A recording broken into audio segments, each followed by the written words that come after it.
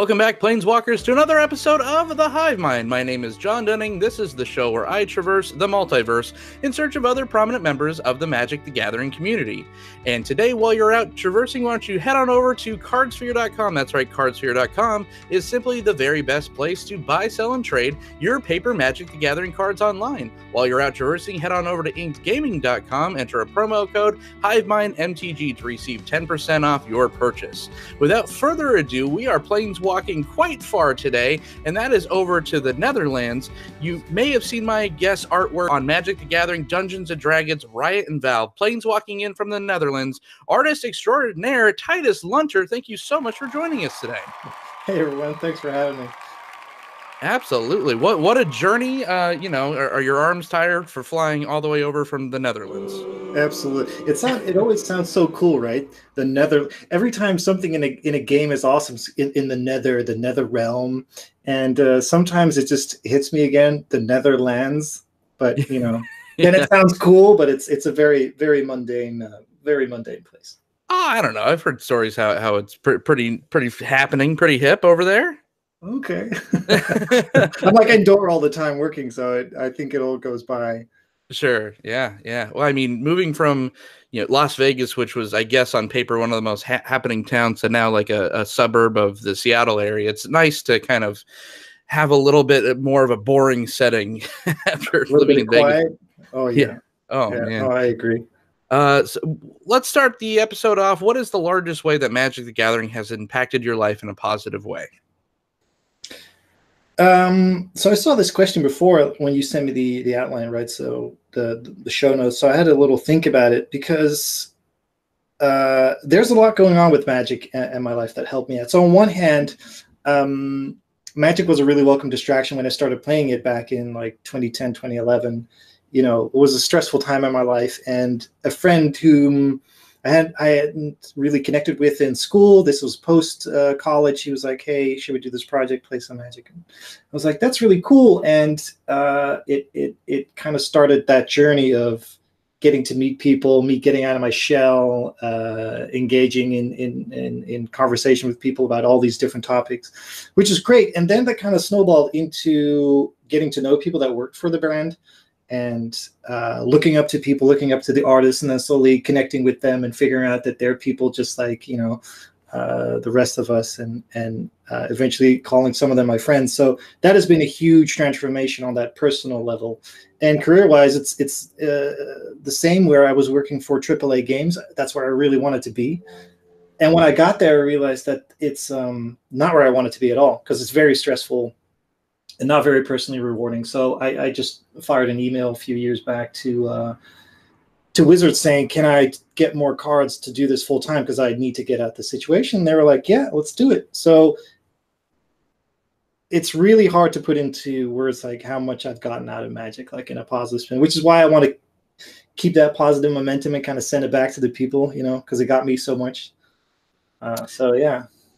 Absolutely. And that is, that's the best part, in my opinion, of Magic the Gathering as a whole, is where it's very unique, right? It transcends just being a game. That's what makes it better than Uno, even though Uno is still very entertaining and holds up, 30 years into my life. But Magic has really just been that catalyst to not only help people, like you said, come out of their shell and be social, but also bring people that maybe nowadays wouldn't get together otherwise. It's that great cosmic icebreaker, and I'm just so thankful that it exists. Yeah, like you hear the community members and managers talking about that you can go to any country if you don't speak the language, but the language of the game is universal. You can just pick up a game in a game store, and that's true, and that's incredibly valuable. I think that goes really that's one of the most underrated parts of the game, just how universal like it actually is. Yeah, everyone across the globe hates Tron. That's what brings us together. I kind of like Tron. It's because of the lands. It's because of the land. I'm a sucker for lands that tap for ridiculous amounts of mana. So. Sure. Yeah, absolutely. And that's a great segue kind of into like how your spark ignited with Magic. When did you find it, and what's your like Magic origin story? So I found it like in 2003 3, I think, when I was still in high school. And my first taste of Magic was right around that era. But at the same time, there was another game going on by Decipher, which was the Lord of the Rings card game, which is based off of the movies. And I got really into that because my friends at the time were into Lord of the Rings. I was into Lord of the Rings. I finally accepted that kind of nerd side of me after trying to be the popular kid and realizing that's not like who I am at all. I'd rather do nerdy stuff and watch Lord of the Rings and, you know, pretend to be a hobbit or whatever. Absolutely. So I kind of like got a few cards of Magic and then went back to the Lord of the Rings. So I had a few cards from like weird blocks like Darksteel or whatever lying around. And then when I came back in 2011, one of my friends, Robin, he told me like, oh, let's just play some Magic. And I got like one of the starter decks, and I went to an FNM and I played a guy, and it was just as Infect came out. So this was like during like, you know, Phyrexia and stuff. Which I had no idea because I just knew the regular old like normal version of Magic. So the guy was like, "Oh, dude, you 10 infect damage and you're dead." And I was like, "What? What is this? Yeah. What's going on?" I've been out for a few years, but this seems absolutely ridiculous. Right. It got me hooked because in my job, concept art, it's problem solving, it's creative problem solving, and building a deck with Magic is exactly the same. You're trying to solve a problem. You have a goal and you're trying to solve it. So, and that's kind of like where the hook came in. Absolutely. Do you have a certain, like before you started lending your work to it, did you have a certain card or deck that you really cherished, maybe from the artwork that really stood out, or just kind of because, you know, everyone has that like beloved card? I think mine was like Nether Shadow back in the day. Right. Yeah, no, so my first deck was a land destruction deck, and then I realized I don't really like red that much, even though I fell in love with one of the artworks, which was the old Ravnica Steam Vents artwork. And then, you know, moving on, discovering John Avon, I was like, wow, this is super, super cool. So ever since then, I kind of got stuck on lands most, like lands, dual lands, all that kind of stuff. My earlier decks were based around the lands that I could find, and I thought that looked cool rather than the actual cards, right? But I've always been a Timmy, so it was the lands that I found coolest, and then in those colors get the biggest creatures out. And it's only later that I started doing the combo decks, and you know, then eventually you find yourself doing this horrible Jor EDH combo shenanigans. But yeah. No, it was the land.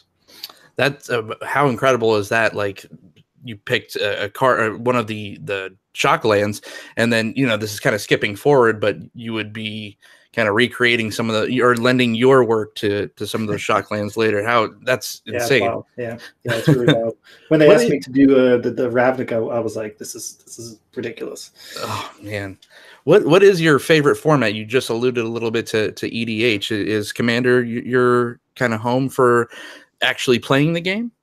Yeah, I used to be a big Modern guy, but that's when I was like in a place where I could, you know, play more modern games, pick that up. Right when the area where I'm now, there's not much going on. So loved playing Affinity or Tron. But then now it's more casual. I don't have as much time, so it's more like what you do on a Friday night, you know, once a month, twice a month, and then EDA is the perfect format. It's also perfect because you can keep making decks in all kinds of price ranges. So I can just take a break, browse some cards, brew up some new decks, and it feels, you know, I can still be included in the game in that sense.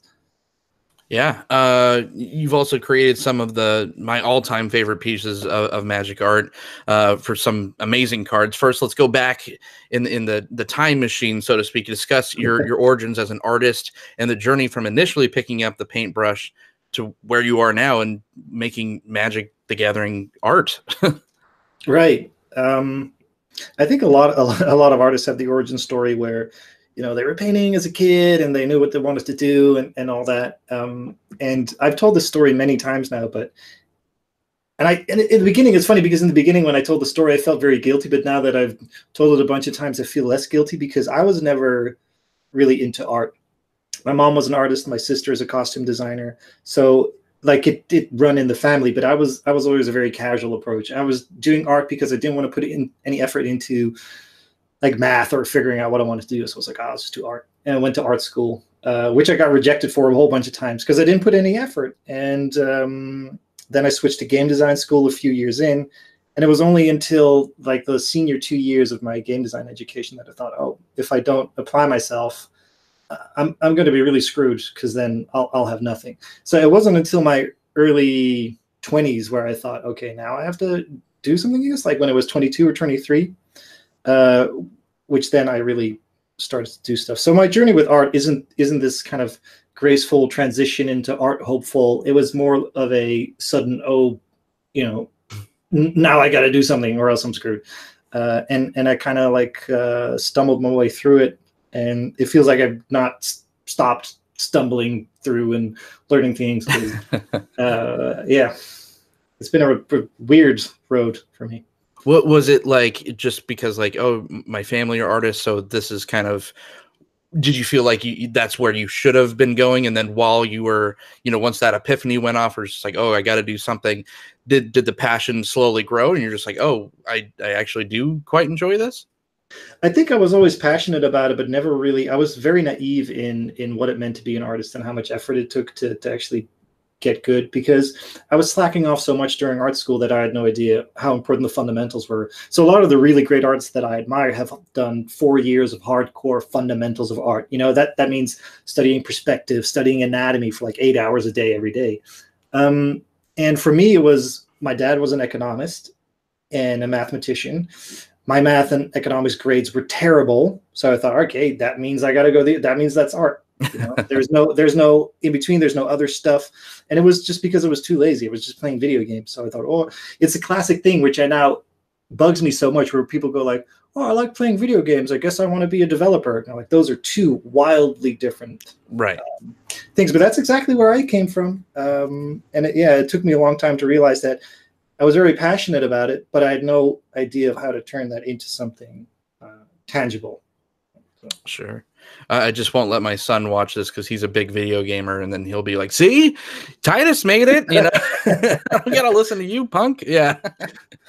Yeah. No, it's awesome though. I mean, what was your kind of forte back in the day? Were you always into the like landscapes, or did you like to do a lot of your own character design?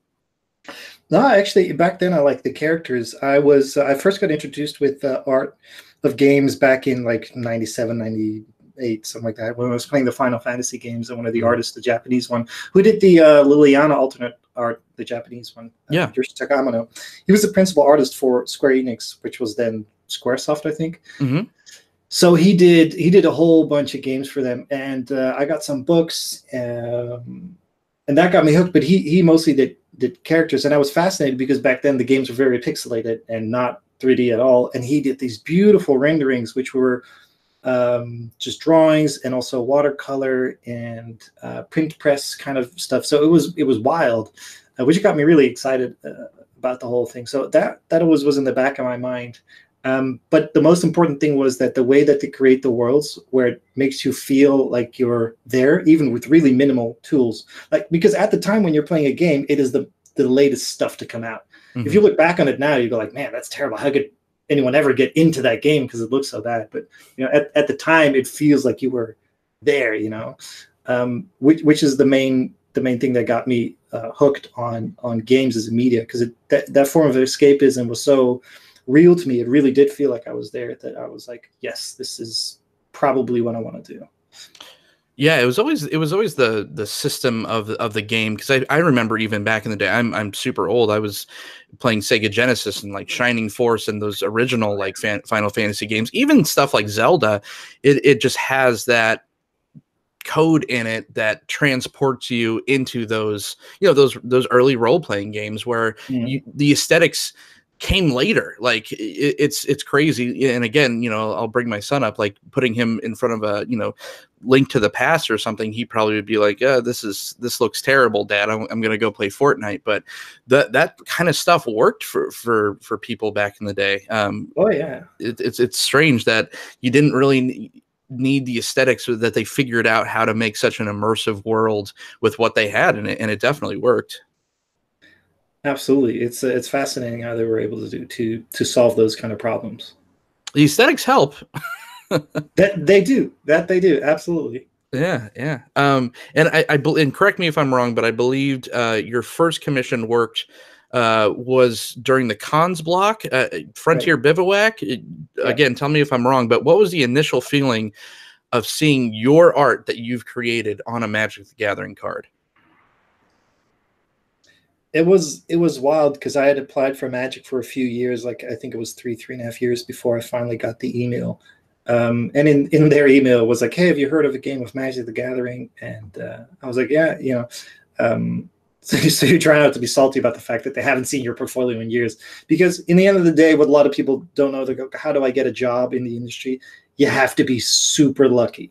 Yeah. So I was extremely excited, and when I got my first couple briefs in, it was like an elemental, couple forests, and then the Frontier Bivouac, which was a tri-land. So coming into Magic new, understanding the game, but not really understanding how it works to paint for them, because creating a world that's engaging on a tiny, what is it, 2.5-inch frame is difficult. So when you get that card into your hand, you're hunting the first packs. You know, you're trying to get a boost or anything with your art on it, so you can just see it. Yeah, it's weird because I worked on bigger video games and stuff, so you're used to having your work out there, but you're much more behind the scenes. So getting, I don't know, getting to see it and hold it and people reacting to it is that first time experiencing it. You can't really put that into words. Yeah, and we could even scale that back to the first time. What was your first big commission work? And again, what was that feeling of just being able to be like, wow, my thing that I created is out there for people to enjoy? Yeah, that was wild. Because I went through a personal transformation as well, where I think in order to make it in the industry, you have to have almost a second kind of persona, some sort of ego that shelters you from all the harsh realities, of that industry, so you can just keep pushing through. So I think the first couple instances of where I achieved something were almost lost on me, because I thought more to myself, like, yeah, I should have, done this a long time ago, or of course, yeah, I made it, which is kind of weird and feels very juvenile looking back. But I have had games like when I got the call from like Ubisoft to work on the Division 1, which was forever ago, I got really excited because it was the first time that I felt like a really, really big production had noticed me for exactly what I wanted to do, which was put people in the scene, right? Build the scene, convey certain emotion. And I remember getting the email that they wanted me while I was at another job. So it was like, wow, I'm like the most fortunate person on the planet that people want my input. So that was weird, but it was a good thing, because it made me realize that it's a two-way street always. Like, I have to offer as much as I can, so I have to keep learning and I have to make sure that I understand what the product wants to do and what the people want from it. So not to do fan service, but to understand what the expectations are and to guide people in the right direction. So you become that kind of middleman translator, which is, I think, one of the most fascinating aspects of the job. Yeah, absolutely. And with 130 some odd cards, not officially, 130 cards released publicly to date, do you have any favorites or pieces that you're most proud of? I've asked this question a couple times to artists, and a lot of people, I think up to this point, have just said, I make something and then I move on. There's very few that actually have affection towards their art. But do you have any ones that any pieces that really kind of stuck with you and resonated with you? I think Burgeoning, because it was one of my first reprints, which was like an important reprint. Mm-hmm. So that stuck with me because I like Burgeoning as a card. I think it was cool. And then that was from Conspiracy 2, right? Yeah, from Conspiracy 2. Yeah. So that was like really cool. And in the same vein, the Ensnaring Bridge was awesome, because the Stronghold version was my favorite version with Gerard on it. And then when I got to do the throwback Stronghold version, I was like, this is super cool. So I think a lot of the pieces have each their own thing. Wrath of God was cool because I got absolutely mortified when I got it. When I saw the commission come in, I was just overwhelmed. Like, I cannot mess this up, and not being paralyzed by that pressure is something, that you have to learn. So I think a lot of these art pieces each have their own little story, which why I like them, and having to pick one absolute favorite is difficult. Though I have a special place for oh shoot, no, I forgot the name. What is it called? It's the green red expedition. It's not. It's Cinderglade. Yeah, yeah. Cinderglade. Because I just love volcanoes and explosions, and it got to be a little bit of everything. So, yeah. And you get to throw some hedrons in it. Yeah. Right. Yeah. So it's just, it was all the things. So sometimes it doesn't have to have a message. It can just be flashy, cool stuff. Yeah, absolutely. I mean, you already kind of picked my two top from you that I love. I mean, I'm a consummate 8-rack player from, in Modern. So Ensnaring Bridge, of course. Weirdly enough, I usually run 8-rack without Ensnaring Bridge, but of course I have had in the past. And Tempest Block is my favorite. I love the Weatherlight story. I've always loved that Pete Ventures art of the original Ensnaring Bridge, and I loved that you did it from like a different perspective, and it almost seems more terrifying because yes, in the original piece you're seeing it from kind of an impossible POV angle, because I think the original art is shown kind of from the void, that kind of position, but yours is like you're looking at it from like a third person from what Gerard is seeing, and those hands grasping at him are just terrifying. So that's been probably my favorite piece that you've done. And the Wrath of God piece, I love that piece. It just, I'm a big movie buff. It's just so cinematically, like you hear and you feel like the sonic boom from that piece. So those are my two favorite. Those are both incredibly difficult because Wrath of God, normally any destruction spell normally is as the destruction happens, right? And here they specifically asked me to do the fraction of a second before Oketra's arrow impacts. And I was like, that is really difficult. And on top of that, there was like, oh, we want a whole desert filled with zombies. I'm like, that is so much work. Yeah. I have no idea how I'm going to do that without actually painting all of it, because we do get paid to do it, of course, but that buys them a reasonable amount of time to do it in. And an entire desert filled with zombies does not fit within that time. Right. So that's difficult. And similarly, Ensnaring Bridge was a lot of fun to do because I found a 1996 magazine where there was the concept work of the actual Volrath stronghold. So I was like, oh, that's so cool. I can just recreate that and obviously have a lot of fun with the big hands and the small hands, which just represent the actual hand size. I was like, it's just ridiculousness. So yeah, I try to put little gags in the pieces wherever I can because it's just funny. Yeah, it's definitely it looked like it was straight out of a horror movie. And then, the Wrath of God, it's oddly specific, millisecond in time that they're just like, go capture this, add a whole army, go to town. That's a big ask, but I mean, it was executed flawlessly. Some of my personal favorite Magic artwork throughout Magic history is the lands, and you seem to have quite an atmospheric take on not only the 5 basics, but also more famous non-basic lands as well, like we alluded to earlier. Your landscapes are breathtakingly wrapped in a fog and a mist. Your waters are crisp, and the smoke is always choking. What inspires you to make such tactile spaces? So when I was in art school, I had to pick a study or a period in time for art history class, and I discovered Romanticism. And the idea of Romanticism is man versus nature. So for a very long time in art history, landscapes were not really depicted because they didn't matter. Most of art was paid for by Catholic Church, so they wanted Catholic scenes or Christian scenes. So when that kind of broke in the 18th century, just to give you guys a little art history tour here, when that kind of broke in the mid 18th century through poetry, believe it or not, German poetry of all places, a new movement kind of arose where they went like, okay, so what is the divine property of nature? Is there a divine property to nature itself, to the landscape? And they went like, yes, in relationship to man. So Romanticism was born where it was man versus nature, and it was always these massive landscapes, like a roiling volcano consuming the sinners or whatever, and it got this beautiful contrast of having put the viewer in the scene.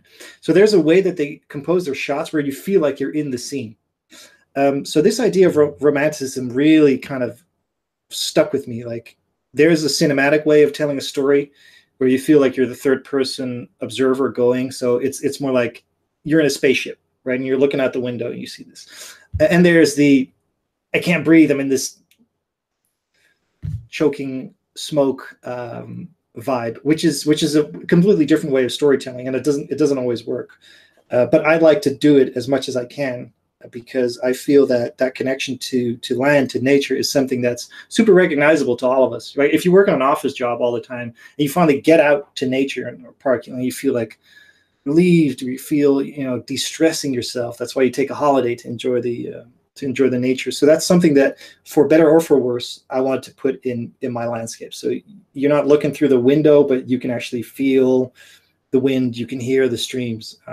So that comes from romanticism. That's an old practice by now. And you absolutely can. Like I was thinking about it, and it's weird that it made me think this, but of like a Michael Mann film of like where he does a great job of capturing cityscapes, and you feel like you're walking down the streets of Chicago or Thailand or wherever the setting is, and you feel sticky, and you smell the street food. And that's exactly how I feel when it invokes that same kind of emotions and feelings when you look at your pieces. Like it always has that kind of a more, it's like a lot of your pieces are like morning settings, at least to me, and it feels like right before that dew kind of burns off. So you have that, everything's just like really crisp but foggy as well. So yeah, it's crazy that just looking at a Magic card, you invoke that same kind of emotion where I feel like I'm transported, and I hear the sounds, and I feel the wind, and I taste the air, and it's incredible how you pull it off. I mean, I follow the examples. I look very closely at work by John Avon and a couple of my other favorite artists. Craig Mullins, he did only a few cards for Magic the Gathering, but he's a phenomenal concept artist and illustrator, and they use the same kind of techniques, right, to put people in the scene. So it's basically me looking at 200 years of history, both modern and old school, to figure out how people tell stories in that way. And I'm a newcomer in the scene, so I just try to do what they do, and then give your own spin to it. But yeah, and this the next part, it kind of segues perfectly, and because when you're looking at your art, it looks like you're a POV character looking up at important structures, like in your newest take on the new Temple Garden, or feeling like an adventurer, and like you're Indiana Jones, and you're discovering, you're walking through a dark tunnel, and you look up, and there's the Visage Bolus, via your lantern light. When you're working on a new piece, do you transport yourself mentally to these places or situations to obtain the first person perspectives? Oh, always, yeah. So there's a couple gimmicks that we can use where the horizon is based, which makes it feel like you're looking up or down, right? So if the horizon is really low in the scene, you're looking up at something, and that normally feels overwhelming. And then when you look down, it's more about the landscape. So I get a brief, I read the brief, and I go like, okay, how does this? And sometimes they tell me, how does it supposed to make you feel? And then I go like, okay, how's this supposed to make me feel? What kind of world is this? What is the world itself trying to say and do? And what would I like the viewer to feel? Is the viewer going to be happy to be here? Is it going to be in awe? Is it going to be overwhelmed or excited to discover something? So you pick one of those moods which you think fits best. And then I try to figure out, like, okay, if I were there and I could take the picture that I had to send to people, if I could take one picture that had to convey that space. And yeah, you try to figure out how that goes, and then construct the scene from there. So you're not constructing the scene from how it's supposed to look, but you're only constructing the scene from how it's supposed to feel. And that's the only measuring stick that I'll ever use for an image, not how it looks, but how it feels. So I can't give like it's hard to get proper feedback, because normally people go like, oh, you should render this bush more, and you go like, okay, that's not what yeah, but I'll get to that later. So normally I always ask people, like, how does this make you feel? I give them no context about the image, ask a few people how it made them feel, and if they will all tell the same thing, it'd be like, awesome, that's it. And if they all tell a different story, I'm like, all right, clearly doesn't work. There's a disconnect. Yeah, right. Yeah, because everybody can relate to that. I get a lot of like, how do I need to look at images? Well, you need to, first off, ask yourself, how does it make you feel? And that gut reaction, what you get, if you feel like that matches what the image is trying to do, then you go like, then that to you is probably a good image. And then you can look further if you enjoy the other stuff that's going on. You also play a lot with angles too. Like some of your angles, like you said, are looking straight up. Some of them are at askew. Like I think the Azorius Guildgate was a little askew, and then you have some, like, I guess you could say, Dutch angles. You like, I mean, is that like a conscious choice where it's just like, yes, I know what the Boros Guildgate would look like straight on, but I want to kind of show it from some different perspectives? Yeah, absolutely. So this again goes about how it makes you feel, right? The Boros are intimidating. There's no two ways really about the Boros. So shooting something straight on and having it loom over you is the same kind of intimidation that I think the Boros would have you feel.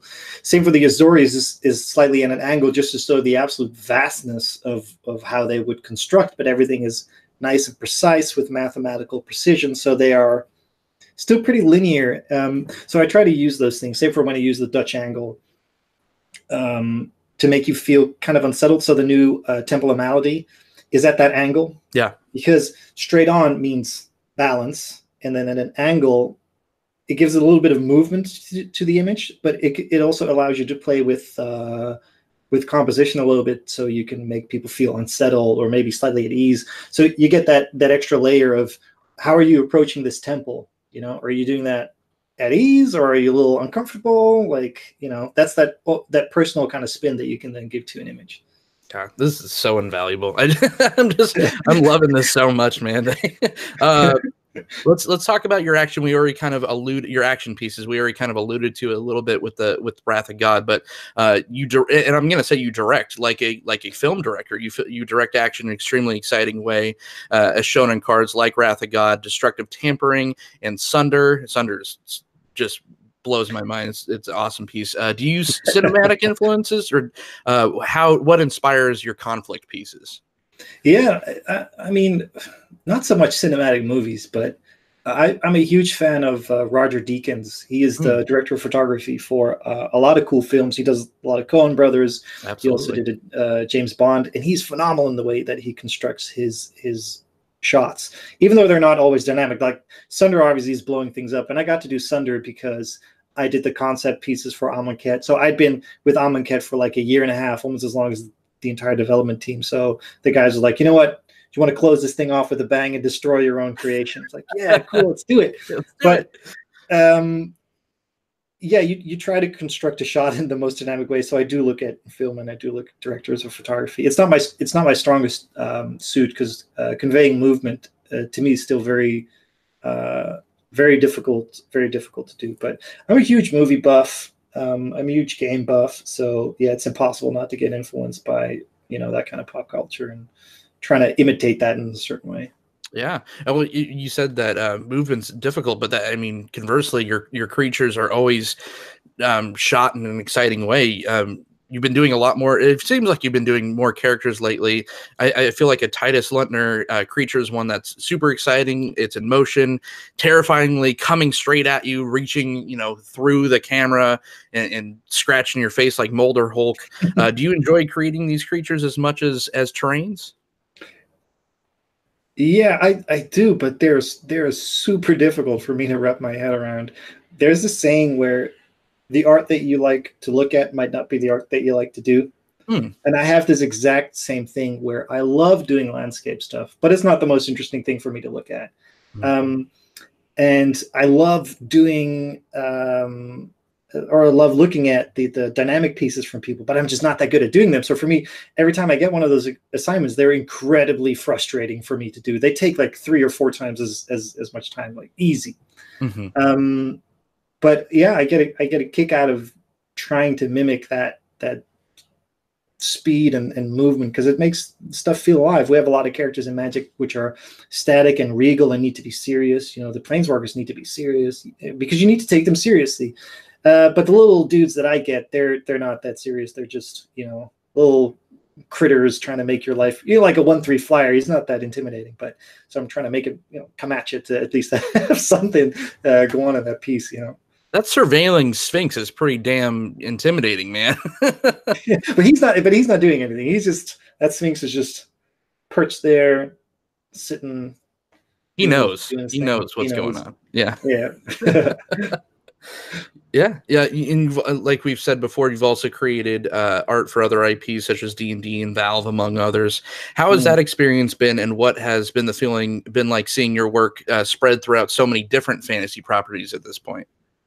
Well, it's kind of weird because I'm a huge sci-fi fan, and I've yet to work on really any sci-fi titles. So it's mostly fantasy, but especially exploring the world of D&D, which I'm now working way more actively on, is fantastic. It's a very rich world as well, same as Magic. They have so much history. It is nuts, but also a bit more crazier targets. So playing around in different spaces is always a good thing.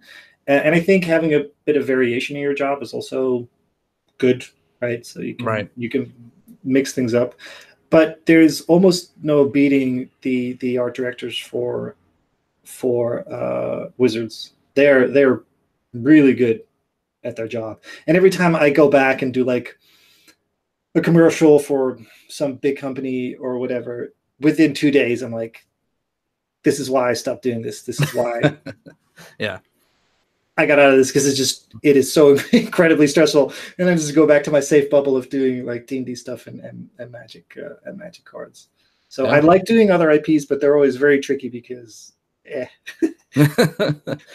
What is the have you gotten to kind of, I don't know if you were a big D&D fan back in the day, but it feels like D&D has such a resurgence right now. And that's probably, Wizards has a lot to do with that, with their infusion of Magic with it. I've been having a ton of fun. I used to play D&D way back in the day, but now it's like I'm a baby deer again, trying to stumble through, casting magic missiles. But have you gotten a chance to play a lot of D&D now that you've been doing a lot of the art for it?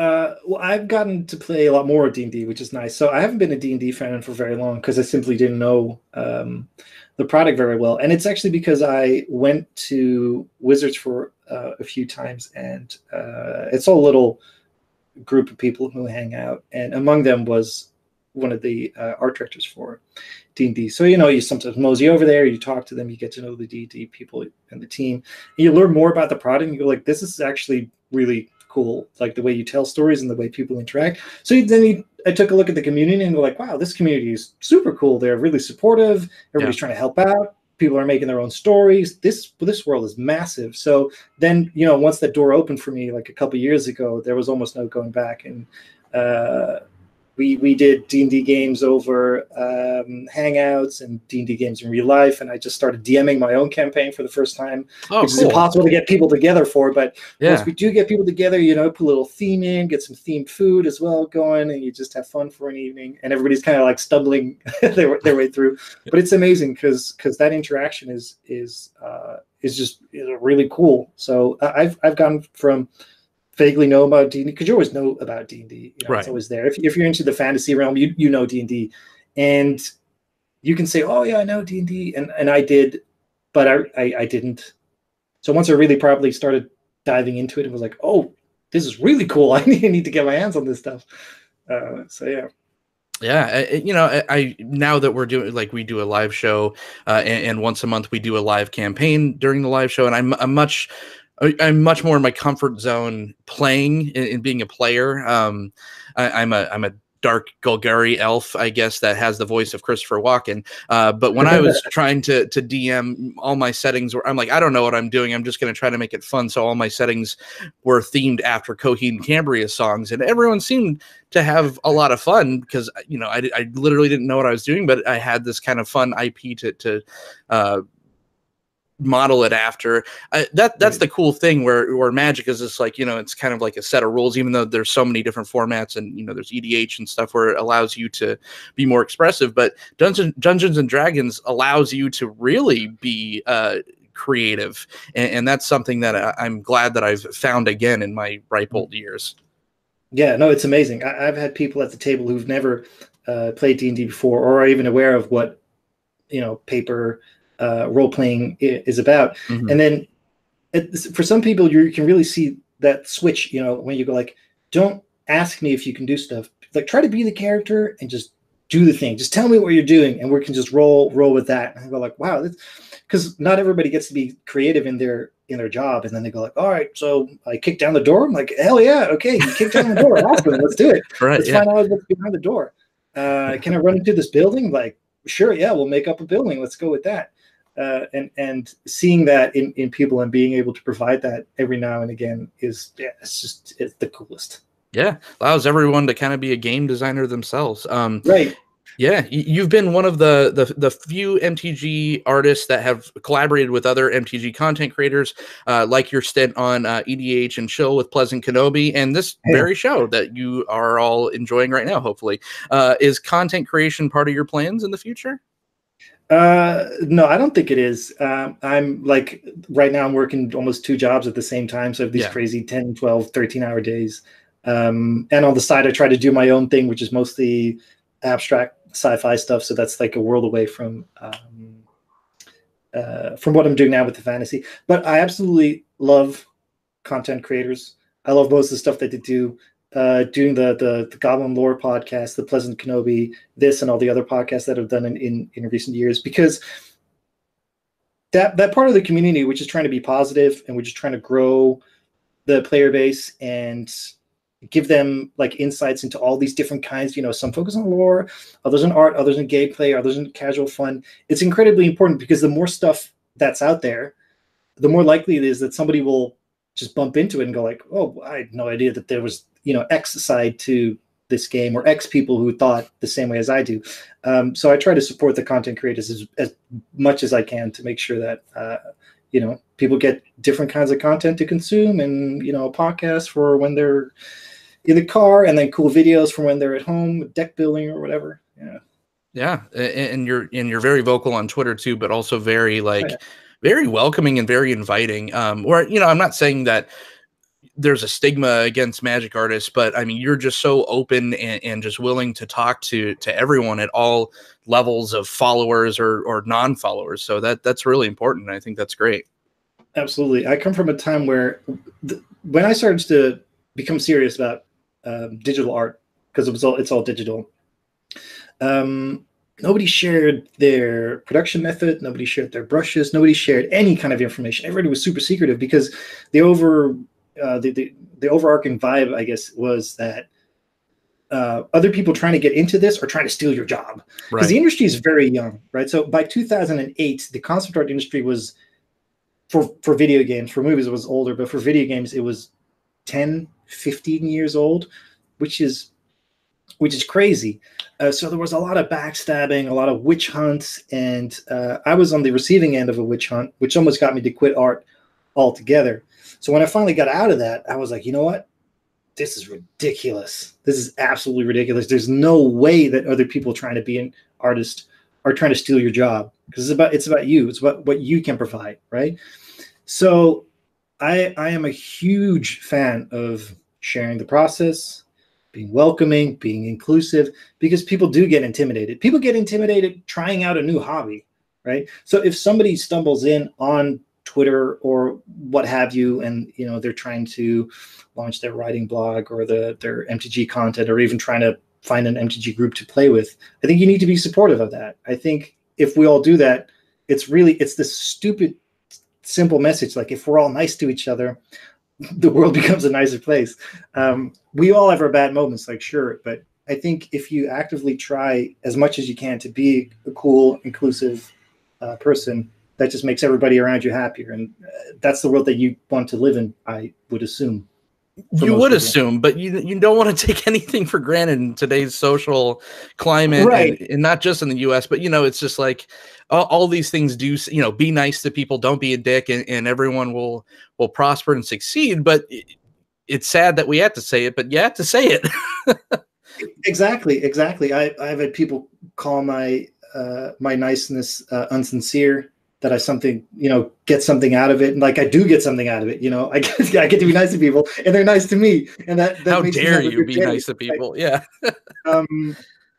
We're calling it naive, and I guess it's sad that I understand that. I totally understand that when people call it naive, but it's really also sad that we live in a world where trying to be nice actively is considered to be naive because you can't change it, which means that there's clearly a lot of people out there who believe that things cannot be changed. And like, do you believe that you can't change? Because you can't. You can just start being nice. I was a real cynical asshole with a massive ego for a very long time. And you look back at that, and I look back at my old self and I'm like, oh, that is rough. There are a lot of mistakes in there. But a waste of time too, right? Wasted time, absolutely. But I don't have to be that person anymore if I don't want to. So just be nice. What creative challenges would you like to conquer that you have yet to? You kind of alluded a little bit towards or to more sci-fi work. Is that something that you want to make sure happens in your future creatively? Yeah, absolutely. I love sci-fi work, mostly because it's an easier medium to do abstract stuff in, because it's easier accepted. If you have this abstract noise thing on the page and they go like, oh, it's a space station, people go, oh yeah, okay. Because if you have that and you say, you know, this is a lion, and they go like, I don't see that, then you've lost a whole bunch of people in that. But there's a theory in art creation which is called compositional weight, and it's kind of like how it feels that the image is divided and how easy it is to read. And if you look at cubism and futurism and a lot of the isms, they all deal with that stuff. And I find it absolutely fascinating. And in figurative work, and especially fantasy figurative work, you don't get to do a whole lot of that. So it's basically sci-fi, aside from having an absolute deep love for sci-fi, is a really great medium for me to try that out and try to get better at that kind of stuff. Yeah. What are your, this is the job interview question that I call it, but what are your short and long-term goals with Magic the Gathering specifically? Wow, that's difficult because I have to rearrange my goals. The goals were very simple. When I began Magic, I was like, big goals. I want to do 100 cards. So I got there. So score. What's still on the list, like I want to do a mythic in every category, probably except Planeswalkers, because I'm not pursuing that. I'm not trying to get super good at, characters and all that stuff. And we're getting there pretty fast. And then there's silly stuff like, oh, I want to have like a judge promo and like maybe a qualifier promo and stuff. So have your card like in every little nook. But that would probably be the long-term goal. And the short-term goal is just to keep doing the best I can, keep making really cool pieces as much as I can, I guess. Absolutely. Well, you're hitting it out of the park every single time. We have come to the episode, Titus, where we are going to play the game, Face the D20. So for those of you that don't know what Face the D20 is that Titus he has a spin down. He's going to roll it. Every number on the spin down correlates to a non-Magic the Gathering related question. So we can find out a little bit more about the man behind the cards and the paintbrush, so to speak. So do you have your spin down ready, sir? Yes, I do. This is my humble brag moment, I guess, because I got this D&D D20, which was from one of their streams, and I was in the office and I was looking at it, and they saw me eyeing it for about like 20 minutes. Like people are like, I could see when I saw the stream, like, do you want one? I was like, oh yeah, oh yeah, sure. What's this? I was like, I'm so happy with this dice. But yeah, let's do it. Let's roll it. Awesome. All right, so it holds special powers. Let's see if it rolls you some good numbers then. Let's find out. So the first number is okay, that's a 1. Well, perfect. It instantly got me. A natty 1. All right. Well, it's a good question though. What is your guilty pleasure? Ooh, okay, guilty pleasure.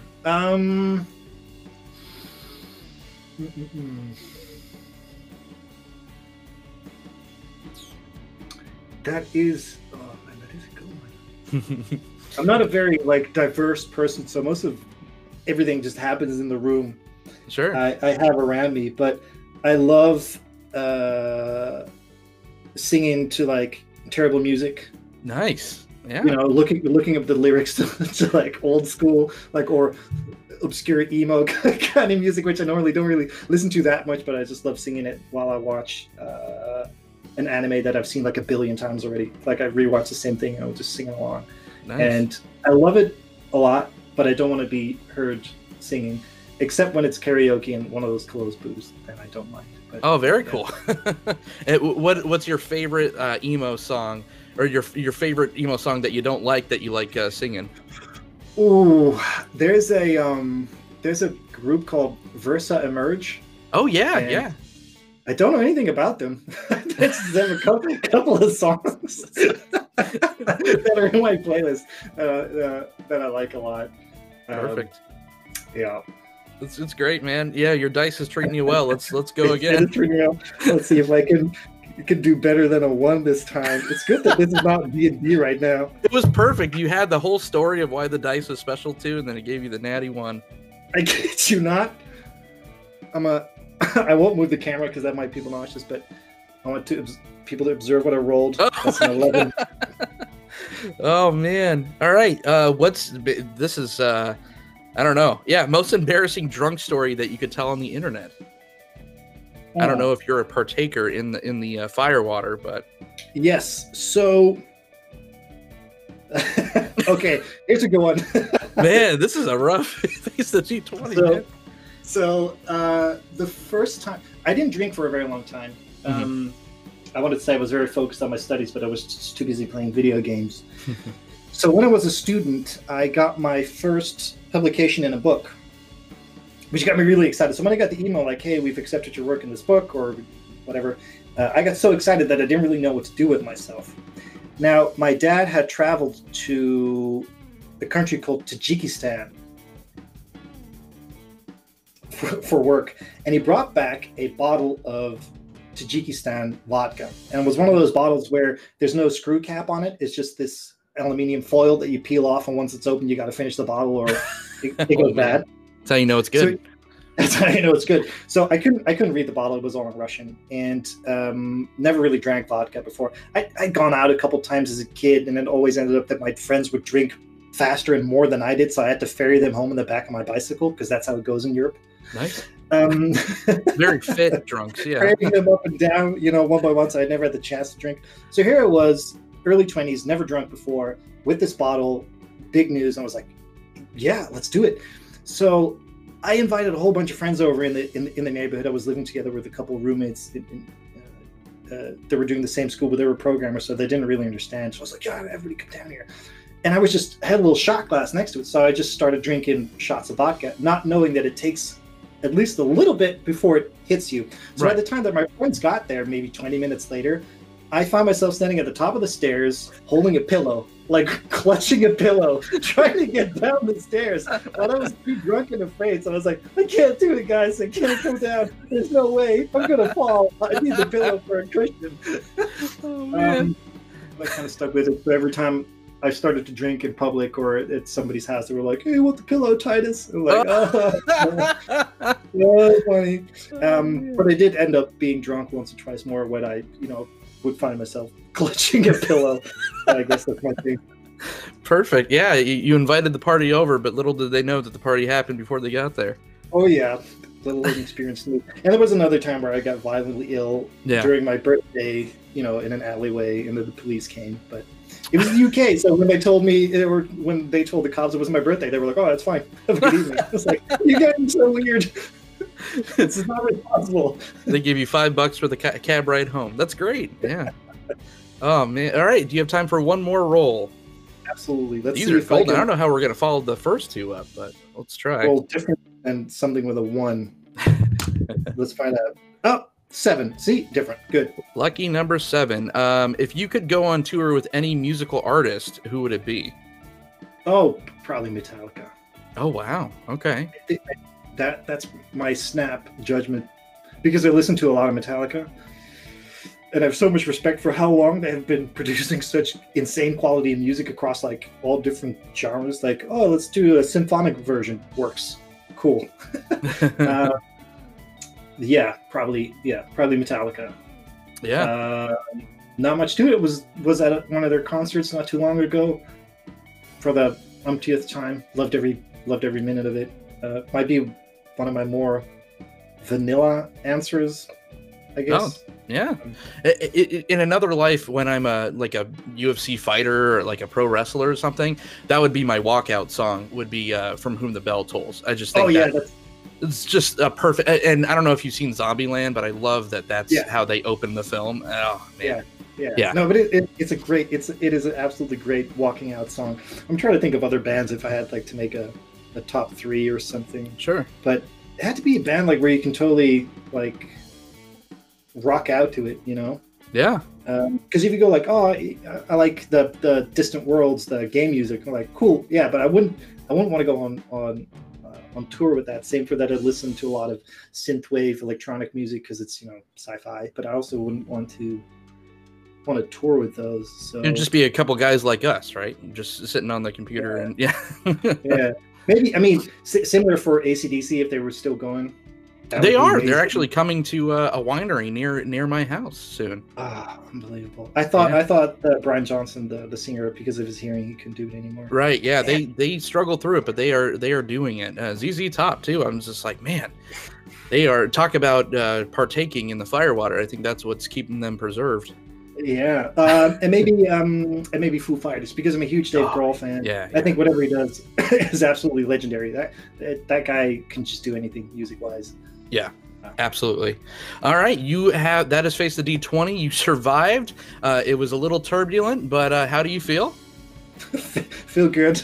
I feel like I hit the important questions. You absolutely did. Any upcoming projects you could spoil or tease for the audience before I let you go, Titus?